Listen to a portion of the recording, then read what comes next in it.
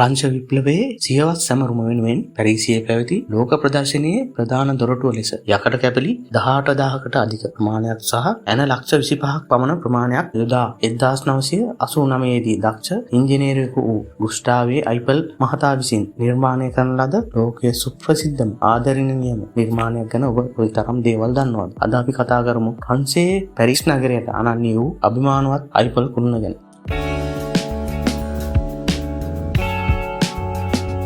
මුලදී නම් පැරිස් වැසියන්ගේ සමහරු මේ යකඩ ගොඩට තරම් කැමැත්තක් දැක්වේ නැහැ. නමුත් කාලයත් එක්ක අයිපල් කුළුණ පැරිසියේ මුළු ප්‍රංශයේ ආදරණීයම සංකේතය බවට පත් වුණා. මීටර් 300කට වඩා උස ඇන්ටනාවත් සමග මීටර් 330ක් උස මේ කුළුණ මුලින්ම සැලසුම් කරලා තිබුණේ අවුරුදු 20කින් ගලවලා අයින් කරන්න. ඒත් ගුවන් විදුලි තරංග සම්ප්‍රේෂණයට විද්‍යාත්මක පර්යේෂණ සඳහා මේක ඉතා වැදගත් වුණ නිසා අදටත් අයිපල් කුළුණ නොසලී ලෝකයේ දෙස බලා සිටිනවා. වසරකට මිලියන ගණනක් සංචාරකයන් මේ අපූර්ව නිර්මාණය නරඹන්නත් එහි ඉහළ මහලවල ඉඳන් පැරිස් නගරයේ සුන්දරත්වය විඳගන්නත් පැමිණෙනවා. අයිපල් කුළුණ සතු පියගැට සංඛ්‍යාව 1710ක්. නමුත් අමුත්තන්ගේ පහසුව සඳහා අයිපල් කුළුණ සතුව සෝපාන ද්විත්වයක් පවතිනවා. අයිපල් කුළුණේ බර ටොන් 10000ක් පමණ වෙනවා. හිරුකිරින හේතුවෙන් ලෝහ ප්‍රසාරණය වී සෑම දිනකම දහවල් කාලයේ අයිපල් කුළුණේ උස සෙන්ටිමීටර් 18ක් පමණ ඉහළ යනවා. විශේෂයෙන්ම රාත්‍රී කාලයේදී බිලියන 5ක් පමණ ඉක්ම වූ විදුලි බුබුලු ප්‍රමාණයක් මගින් දිදුලන ආලෝකයෙන් සැරසෙන අයිපල් කුළුණ දකින්න එක නම් අමතක නොවන අත්දැකීමක්. අයිපල් කුළුණ ගොඩනැංවීම සඳහා 1989 වර්ෂයේදී ආසන්න වශයෙන් ඇමරිකානු ඩොලර් මිලියන 1.5ක් පමණ වියදම් වී තිබෙනවා.